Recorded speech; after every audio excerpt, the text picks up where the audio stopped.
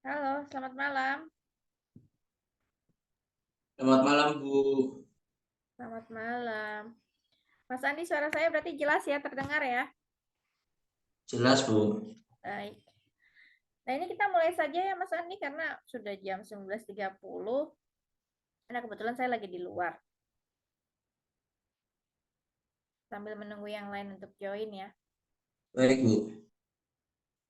Baik, Assalamualaikum warahmatullahi wabarakatuh. Selamat malam. Untuk sesi Vicon Waalaikumsalam kita, warahmatullahi wabarakatuh. kita yang pertama ini ya, Mas Andi ya. Baru pertama kali Vicon kita, jadi saya ingin menjelaskan mengenai RPS dan kontrak perkuliahan terlebih dahulu sebelum saya masuk ke materi pokok bahasan kita. Baik, ini rencana pembelajaran semester dan kontrak perkuliahan kita selama 1 semester. Mungkin Mas Andi juga dan rekan-rekan yang lain nanti sudah paham ya bagaimana proses kita dalam perkuliahan selama 1 semester. Nah, untuk semester ini kita memasuki semester ganjil yang mana tahun akademiknya adalah 2023-2024, yaitu tahun ajaran baru. Kemudian selama perkuliahan 1 semester kita akan menempuh 16 sesi perkuliahan. Nah, perkuliahannya dilakukan di LMS Edlink atau Sevima. Kemudian kita ada wajib Vicon, yaitu minimal 7 kali selama 1 semester, di mana sesinya itu, nah sebetulnya ini jadwalnya belum ada ya, Prodi belum membuat jadwal untuk Vicon, tapi sambil menunggu jadwal yang dibuat oleh Prodi, maka saya adakan Vicon ini. Mohon maaf tadi infonya saya agak terlalu dekat ya dengan jadwal pelaksanaannya, karena takutnya bentrok dengan dosen-dosen lain, dengan mata kuliah lain. Jadi saya pilih-pilih karena ada 9 kelas yang saya ampu juga, jadi waktunya itu bingung menentukannya karena belum ada jadwal yang dibuat oleh Prodi. Nah, ini adalah rencana pembelajaran semester yang mana mencakup semua topik kita selama 16 sesi. Yang dimulai dari ruang lingkup atau konsep manajemen proyek, kemudian siklus hidup proyek, itu berarti sesi 1, sesi 2 sudah saya share. Nanti tinggal sesi berikutnya 3, kemudian 4 sampai nanti pada sesi 16 ya. Nah, untuk selama satu perkuliahan ini kita akan melaksanakan tugas UTS dan UAS. Nah, ini sebelumnya referensi buku yang saya gunakan. Untuk tugas dan UTS dan UAS ini belum saya buat ya, apa namanya, konsepnya. Hanya karena kita manajemen proyek, saya rencananya ingin buat apa namanya, paper ya mungkin. Nah, saya tanya, ini sudah ada 2 rekan mahasiswa. Kan ini mata kuliah konsentrasi, berarti Mas Andi dan Mas Muhammad Abdul ini akan mengambil konsentrasi manajemen operasional. Betul tidak? Betul, Bu. Betul ya. Berarti konsentrasinya akan mengambil manajemen operasional. Berarti tugas akhirnya juga, berarti semester ini tugas akhir ya? Mengikuti tugas akhir. Apa belum? Semester ini sebetulnya belum, Bu. Karena saya ikut semester antara 2 kali, jadi semester ini sebagian semester 5, sebagian semester 6. Semester 7. Oh, oke. Jadi karena mengikut semester antara, jadi dibolehkan mengambil semester, harusnya berarti saat ini semester 5 ya? Iya, Bu. Sebetulnya semester 5, Bu. Oh, baik. Jadi ya nggak apa-apa kalau misalkan belum mengambil tugas akhir, nanti mungkin untuk tugasnya akan mengarah ke sana. Kita buat paper yang mana nanti bentuknya hampir mirip seperti tugas akhir. Jadi bukan hanya proposal, tapi sudah mulai sampai pada analisisnya ya. Seperti itu. Nanti untuk UTS-nya mungkin saya akan berikan assessment saja. Baru nanti pada saat UAS saya inginkan itu adalah video presentasi dari tugas. Jadi rekan-rekan mahasiswa membuat paper, kemudian papernya ini dikumpulkan di laman tugas dan dibuat video presentasinya untuk dikumpulkan di UAS. Nah, untuk UTS-nya biasa saja asesmen soal ya, jawab soal. Seperti itu ya rekan-rekan ya. Sebelumnya ada pertanyaan nggak? Untuk tugas UTS dan UAS. Belum ada, Bu. Paling saran kalau menurut saya sih mendingan individu aja, Bu, tugas satu UASnya, Bu. Iya. Dibanding kelompok, kadang beberapa kali dari semester 1 sampai semester 5, kadang kalau tugas kelompok satu untuk matchingin waktu kadang susah. Terus kedua, yang aktif hanya beberapa saja gitu, Bu. Ya, saya juga lebih suka sih lebih ke individual ya. Jadi saya bisa mengukur atau parameternya kemampuan rekan-rekan gitu. Kalau kelompok susah saya bedainnya. Yang mana yang aktif, mana yang enggak. Jadi ya, saya individual aja karena kita juga cuman berapa ya? 11 sama pesertanya ya kalau nggak salah untuk manajemen proyek sedikit. Jadi individual aja. Oke, ada lagi? Nggak ada ya? Nah, ini seperti biasa, jadi aktivitas perkuliahannya selain tugas UTS dan UAS, juga ada forum diskusi dan kuis. Nah, kalau ada kuis silakan dikerjakan. Jadi kalau ketiga komponen ini dikerjakan, maka insya Allah nanti lulus mata kuliah manajemen proyek. Kemudian untuk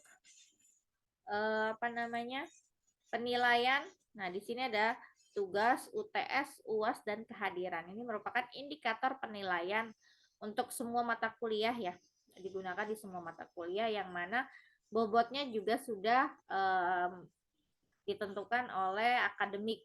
Untuk tugas 20%, UTS 20%, UAS 30%, dan kehadiran 30%. Jadi itu sekilas tentang kontrak perkuliahan kita selama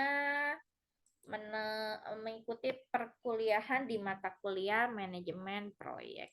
Nah, ini saya izin kita lanjut ke materi kita ya. Coba saya tanya rekan-rekan sudah mulai mendownload materi? Sudah, Bu, dari awal. Dari awal ya. Sudah dipelajari belum materinya? Sudah, Bu, tapi belum sampai tuntas banget sih karena kan cukup banyak, Bu. Dari Ya, mata kuliah lain juga. ini sudah tampil ya? Sudah, Bu. Baik. Nah, ini kita masuk ke sesi 1 yaitu mengenai konsep dari manajemen proyek. Jadi kita membahas ruang lingkupnya. Jadi mungkin rekan-rekan sudah mulai membaca materi 1 dan materi 2-nya. Nah, sebelum kita masuk, ini kan hanya sebetulnya saya bukan praktisi di proyek sendiri, jadi saya nggak pernah melakukan atau menggolkan suatu proyek. Jadi saya ini adalah murni dari literatur ya mengenai konsep dari manajemen proyek. Jadi kalau misalkan rekan-rekan sudah memang ada yang pernah atau yang memang pekerjaan menangani proyek, menggolkan proyek, boleh kita berdiskusi di sini ya. Baik, kita mulai dari apa sih proyek itu? Nah, ini di sini saya kutip dari buku yang saya pakai sebagai referensi dalam mata kuliah ini. Jadi proyek di sini dapat diartikan sebagai dia deretan aktivitas, jadi kumpulan atau sederetan kegiatan yang mana diarahkan pada suatu hasil di mana jangka waktu penyelesaiannya ditentukan. Nah, suatu proyek dengan proyek lain mempunyai keunikan masing-masing, sehingga untuk menanganinya perlu dibentuk suatu organisasi. Jadi menjalankan proyek itu nggak hanya individual, tapi ada organisasinya sendiri. Nah, kalau proyek merupakan deretan aktivitas atau kegiatan, maka manajemen proyek adalah sekelompok alat, kemudian proses dan sumber daya manusia yang berkompeten untuk mengerjakan aktivitas-aktivitas yang berkaitan dan berusaha untuk menggunakan sumber daya secara efektif untuk menyelesaikan proyek secara efisien dan tepat waktu. Nah, ini rekan-rekan sudah mendapatkan manajemen operasional kan ya? Manajemen operasional Sudah, 1 Bu. dan 2 sudah ya? Sudah, Bu. Dosennya siapa? Berarti kan sudah pernah dikenalkan kan kalau di operasional itu ada manajemen proyek gitu. Untuk salah satu topik bahasanya. Ini mirip-mirip seperti itu. Hanya kalau di situ kan manajemen proyeknya langsung kepada pendekatan yang digunakan. Nah, ini kita bahas dari awal. Jadi untuk definisi lain dari manajemen proyek, sebetulnya kan banyak para ahli atau para pakar yang memberikan statementnya mengenai manajemen proyek. Namun kita kita simpulkan menjadi satu. Jadi manajemen proyek adalah suatu kegiatan kemudian dalam merencanakan, mengorganisasikan, mengarahkan, mengawasi serta mengendalikan sumber daya organisasi perusahaan guna mencapai tujuan tertentu dalam waktu tertentu dengan sumber daya tertentu. Jadi dia hampir sama seperti manajemen operasional.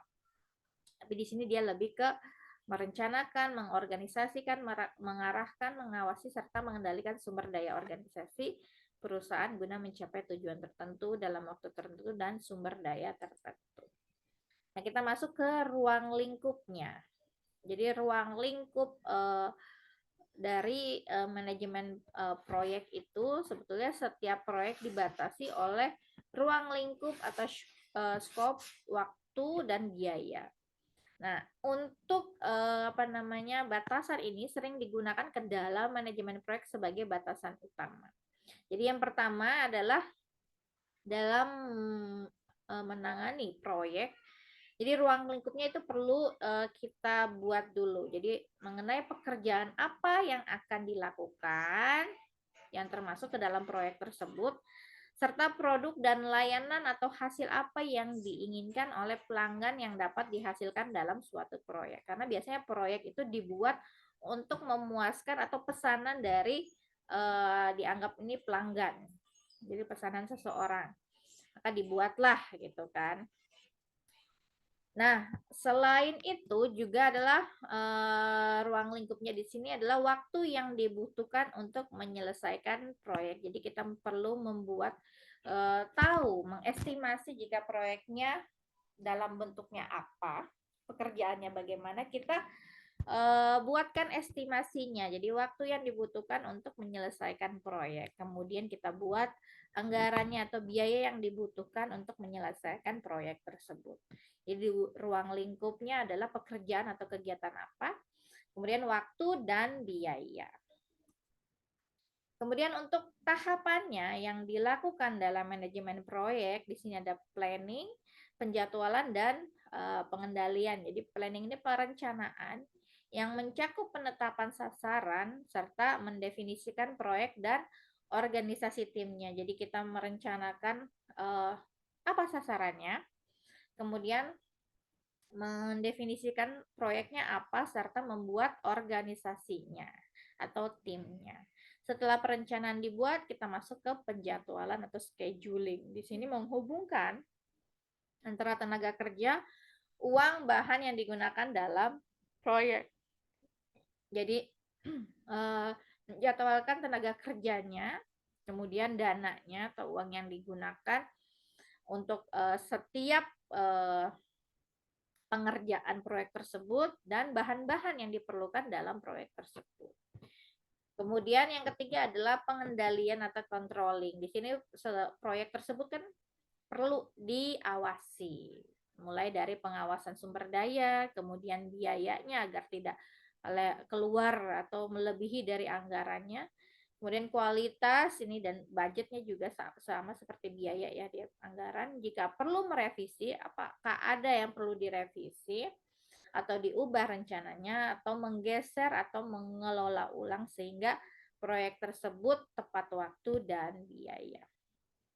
Jadi 3 tahapannya mulai dari perencanaan, penjadwalan, dan pengendalian. Nah, kemudian untuk karakteristik. Nah, sebetulnya ada beberapa karakteristik dari proyek. Mulai dari apa sih tujuan yang dicapai dalam membuat proyek tersebut, kemudian sifat proyeknya, apakah sifat proyek tersebut hanya sementara atau dia seumur hidup, jadi lama, dia terdefinisinya mulai ada awal dan sampai akhir. Kemudian menghasilkan produk atau layanan yang unik. Kemudian melakukan sesuatu yang belum pernah dilakukan sebelumnya dan memerlukan waktu, biaya, dan kebutuhan yang spesifik. Kalau kita lihat karakteristiknya kan untuk proyek adalah itu. Nah, kalau dikelompokkan sesuai dengan karakteristik proyek sebetulnya ada cuma 3 ya. Konstruksi, kemudian manufaktur, dan research and development. Ini saya bagi lagi di buku yang saya gunakan, ini ada beberapa. Jadi dibagi kelompoknya mulai dari proyek konstruksi. Ini mungkin rekan-rekan sudah tahu ya, bentuk konstruksi adalah seperti membangun, di sini membangun jembatan, membangun gedung, pelabuhan, atau jalan raya. Kemudian ada manufaktur. Nah, ini kan biasanya merakit ya, membuat kendaraan, kemudian alat elektronik, kemudian pakaian. Nah, ada lagi proyek penelitian dan pengembangan atau research and development. Sebenarnya hanya 3 kalau di beberapa buku. Nah, di buku yang saya pakai ini ada dibagi lagi beberapa, jadi saya masukkan. Nah, untuk proyek penelitian dan pengembangan itu biasanya sistem informasi ya yang dikembangkan. Di sini memperbaiki atau meningkatkan produk pelayanan atau metode produksi. Nah, yang sedikit berbeda di buku yang saya gunakan adalah proyek padat modal. Jadi proyek ini diartikan berdasarkan komponen kegiatannya saja, tetapi lebih pada jumlah dana kapital yang digunakan dengan jumlah cukup besar. Jadi membedakan proyek padat modal adalah dia menggunakan dana yang lebih besar daripada proyek-proyek yang ada. Contohnya di sini untuk pembebasan lahan, kemudian pembelian material dan peralatan dalam jumlah yang cukup besar, serta pembangunan fasilitas produksi. Nah, ada proyek pembangunan produk baru, kemudian proyek pelayanan manajemen, dan proyek infrastruktur. Ini ada beberapa tambahan. Nah, sekarang kita masuk ke dalam timbulnya ide proyek. Jadi ada beberapa trigger yang merupakan timbulnya ide untuk membuat sebuah proyek.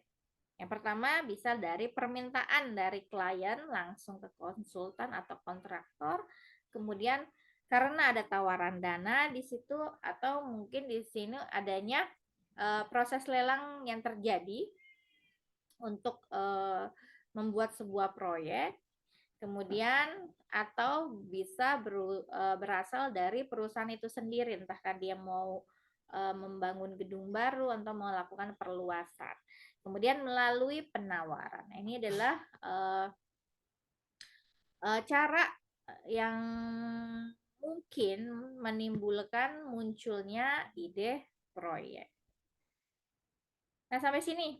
Sebelum saya lanjutkan, ada pertanyaan nggak mengenai pembahasan ruang lingkup atau konsep manajemen proyek? Silakan, ada pertanyaan? Kita masih ada beberapa slide lagi.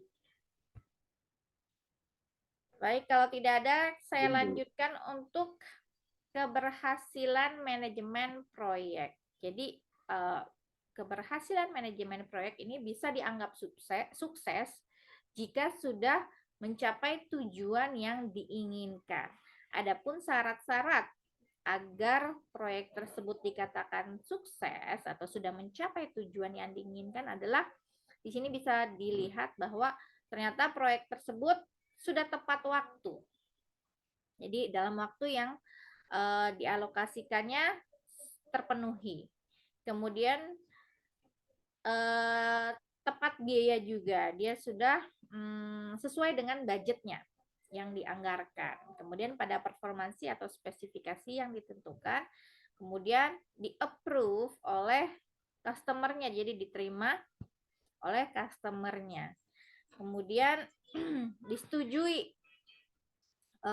perubahan lingkup pekerjaannya, kemudian tidak mengganggu aliran pekerjaan utama organisasi dan tanpa merubah budaya atau positif dari prinsip perusahaan. Jadi dikatakan proyek itu dianggap sukses jika memenuhi persyaratan berikut ini. Nah, dari sini kita masuk ke jenis dan siklus proyek. Jadi ada beberapa jenis dan siklus proyek. Nah, ini kalau rekan-rekan sudah baca, sudah lihat ya. Yang termasuk ke dalam jenisnya hampir sama seperti tadi pengelompokan proyek berdasarkan tadi karakteristik ya. Nah, untuk proyek di sini ada proyek engineering konstruksi. Jadi bisa dilihat di sini adalah aktivitas yang paling dominan dalam proyek ini adalah pengkajian kelayakan, kemudian desain engineering dan pengadaan dan konstruksi. Jadi siklusnya meliputi dari mulai konseptual gagasan, dilanjutkan dengan studi kelayakan, detail desain, tujuan pengadaan, implementasi, sampai pada operasi dan pemeliharaannya. Nah, ini jenis-jenisnya bisa dilihat bahwa bisa berupa pembangunan jembatan, kemudian di sini pelabuhan, serta pembangunan di perumahan ya, properti. Kemudian engineering manufaktur, ya, jadi termasuk ke dalam kelompok manufaktur tadi. Kegiatan proyek ini meliputi seluruh kegiatan yang bersifat menghasilkan sebuah produk baru. Nah, siklusnya di sini dari perumusan gagasan sampai nanti perakitan dan instalasi. Kemudian proyek pelayanan manajemen. Nah, ini adalah sistem informasi biasanya proyeknya yang merancang sistem informasi manajemen, kemudian merancang program efisiensi dan lain-lain. Dan ada proyek penelitian dan pengembangan atau research and development. Jadi membuat sebuah inovasi produk baru, atau seperti yang di sini ada pembelajaran abad 21. Jadi dikembangkan lagi bagaimana bentuknya. Kalau dulu kan tidak ada online, sekarang ada online. Bahkan sekarang kalau di akademik bisa ada namanya program Kampus Merdeka, yang mana universitas tertentu membuka mata kuliah yang bisa diikuti oleh mahasiswa-mahasiswa dari universitas lain. Seperti itu ya.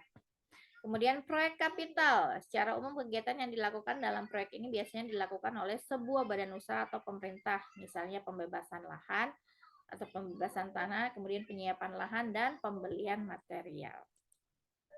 Nah, aspek-aspek dalam manajemen proyek mulai dari keuangan sampai waktu. Ini rekan-rekan bisa lihat masing-masing penjelasannya mengenai keuangan, anggaran biaya sampai pada mutu dan waktu. Nah, untuk elemen dalam manajemen proyek, di sini ada, jadi proyek itu kan tidak bisa dilakukan sendiri, tentunya perlu adanya pertama seperti ketuanya, jadi ada manajernya, manajer proyek, kemudian ada tim proyek, serta ada sistem yang bekerja di dalam sebuah proyek tersebut. Jadi ada project manager, yaitu manajer proyek, kemudian dibuatnya anggota tim proyek dan sistemnya bagaimana untuk menjalankan proyek tersebut. Nah, ini juga penjelasannya nanti rekan-rekan bisa cari di buku referensinya. Nah, untuk ukuran proyek, jadi proyek itu bisa dilihat dari sumber daya yang dibutuhkan, kemudian biayanya dan waktu yang diperlukan untuk menyelesaikannya. Nah, ini hal-hal ini digunakan sebagai kriteria dari ukuran proyek. Jadi bisa dilihat dari jumlah kegiatan, besarnya biaya, jumlah tenaga kerja, kemudian waktu yang diperlukan. Sedangkan untuk tingkat kompleksitasnya suatu proyek ditandai dengan jumlah kegiatan dan hubungan antara kegiatan, kemudian jenis dan jumlah hubungan antara kelompok atau organisasi dalam proyek, dan jenis dan jumlah hubungan antara kelompok di dalam organisasi dan pihak luar, serta bagaimana tingkat kesulitan di proyek tersebut. Ini adalah materi sesi 1 kita. Jadi mulai dari definisi proyek, kemudian manajemen proyek, dan bagaimana karakteristiknya sampai pada ukuran proyek. Nah, sekarang kita lanjut ke sesi 2. Nah, sebelum saya lanjut, bisa dipahami rekan-rekan? Jadi penjelasan saya nggak jauh beda dengan video pembelajaran yang saya berikan. Ini untuk penjelasan-penjelasan dengan yang belum ada definisinya atau penjelasannya, ini rekan-rekan bisa cari di buku referensi ya. Nah, sekarang kita masuk ke siklus hidup proyek. Jadi proyek sebenarnya ini nggak jauh beda dengan produk, yang mana dia memiliki tahap-tahap tertentu dalam perkembangannya. Jadi dalam setiap tahap akan ada karakteristik tertentu dalam hal besarnya usaha atau biaya yang dikeluarkan, kemudian tingkat ketidakpastiannya, kemudian potensi konflik yang ada, potensi risiko yang ada, dan sebagainya. Jadi dia memiliki siklus hidup sama seperti produk ya. Kalau rekan-rekan sudah mengambil manajemen operasional tahu ya, dari mulai pertumbuhan. Itu kan kalau produk ada mulai dari pertumbuhan sampai pada decline, penurunan. Nah, kalau ini kita lihat di sini hampir sama. Jadi siklus hidup proyek itu dimulai dari riset dan pengembangan atau research and development. Kemudian masuk ke dalam pengenalan ke pasar. Nah, riset dan pengembangan atau research and development ini adalah dimulai dari tahap penelitian pasar akan produk yang diinginkan oleh sebuah market atau pasar. Jadi di situ dimulai dari pembuatan model dan desainnya sampai pada nanti pembuatan produknya. Jadi kita mulai dari awal-awal kita lakukan penelitian. Nah, kalau sudah masuk ke pengenalan ke pasar, artinya produk yang dibuat itu sudah mulai istilahnya dilempar ke pasar. Jadi untuk melihat bagaimana tanggapan pasar terhadap produk baru tersebut, produk baru yang dibuat atau dimunculkan. Jika produk tersebut diterima di pasaran, artinya disukai di pasaran, mulai populer atau mulai digemari oleh pelanggan atau customer, maka akan masuk ke dalam fase pertumbuhan. Tahap di mana produknya mulai mendapatkan pembelian secara meningkat dari konsumen. Jadi kan ini udah sama ya, sama seperti siklus dari produk. Nah, setelah melewati fase pertumbuhan, maka produk tersebut atau proyek tersebut sudah mulai matang. Jadi tahap atau fase ini ditandai dengan jumlah penjualan yang sudah mencapai maksimal. Kalau sudah mencapai maksimal, berarti kalau misalkan dari bawah sampai atas ini udah maksimal. Artinya tidak bisa lagi buat naik ke atas. Malah biasanya atau relatif atau cenderung itu akan menurun ya. Jadi tidak bisa lagi dinaikkan. Ini sebagai kelanjutan dari tahapan pertumbuhan sebelumnya. Jadi apa yang harus dilakukan perusahaan? Jadi kalau proyek tersebut ya tinggal menjaga agar proses di fase matang ini dapat berlangsung lama. Karena untuk dinaikkan lagi tidak bisa. Malah cenderung akan turun atau decline atau penurunan. Jadi setelah masuk ke dalam fase matang maka akan turun. Jadi kalau misalkan sudah dicapai, ketika fasenya sudah mencapai titik sini, jadi kan berarti di sini adalah titik di mana proyek tersebut sudah mulai matang, maka akan cenderung turun atau decline. Jadi setelah tahap matang berakhir, maka proyek tersebut biasanya akan mengalami penurunan. Kemudian setelah mengalami penurunan, maka proyek tersebut akan memasuki fase terakhir. Jadi sama seperti produk tidak lagi bisa digunakan atau proyek tersebut sudah selesai. Namanya fase mati. Nah, ini bisa rekan-rekan lihat siklusnya dari mulai research and development sampai pada proyek tersebut tidak lagi digunakan. Nah, untuk tahapannya, jadi dalam tahap awal siklus hidup proyek biasanya diserap pada tingkat yang masih rendah dulu, dari mulai konsepsi di sini, yang mana untuk tahapan ini terdiri dari inisiasi, analisis kelayakan, kemudian masuk ke dalam perencanaan, kemudian setelah dari tahap konsepsi maka masuk ke perencanaan, yaitu terdiri atas tahapannya mulai dari penjadwalan, kemudian menganggarkan budgetnya, sumber daya, risiko, dan staffing. Kemudian setelah dari konsepsi perencanaan maka di tahap eksekusi, mulai melaporkan status perubahan kualitas dan melakukan forecasting sampai pada operasinya di sini, yaitu mentraining customer atau transfer dokumen atau penugasan kembali staff dan listen learn. Nah, ini adalah tahapan untuk proyek, jadi tahapan yang dilalui oleh proyek. Nah, ini adalah penjelasannya, rekan-rekan bisa baca ya, mulai dari inisiasi proyek, kelayakan proyek, kemudian di sini tahap konsepsi dibagi menjadi inisiasi proyek, kelayakan proyek, dan permintaan proposal atau RFP, request for proposal. Nah, ini juga dalam RFP itu ditentukannya apa saja bisa dilihat. Kemudian masuk ke tahap perencanaan, mulai dari penjadwalan sampai pada rencana pelaksanaan hasil operasi. Yang ketiga adalah tahap akuisisi. Kemudian desain, pengadaan atau eksekusi ya, sampai pada tahap operasi. Jadi ini adalah tahap-tahapan dalam melaksanakan atau melakukan proyek. Baik, berarti materi sesi 1, sesi 2 selesai. Silakan rekan-rekan, ada yang ingin ditanyakan tidak? Dari awal sampai akhir kita cuma bertiga.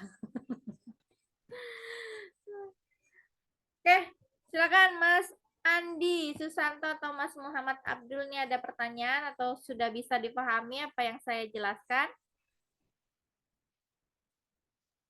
Sudah cukup bisa dipahami, Bu. Saya, baik. Kalau begitu, karena sudah bisa dipahami atau nanti misalkan ada pertanyaan, silakan bisa dibuat di laman diskusi kita. Baik, terima kasih untuk rekan-rekan yang sudah hadir. Kita ketemu lagi di sesi berikutnya. Saya akhiri. Wassalamualaikum warahmatullahi wabarakatuh. Waalaikumsalam warahmatullahi wabarakatuh.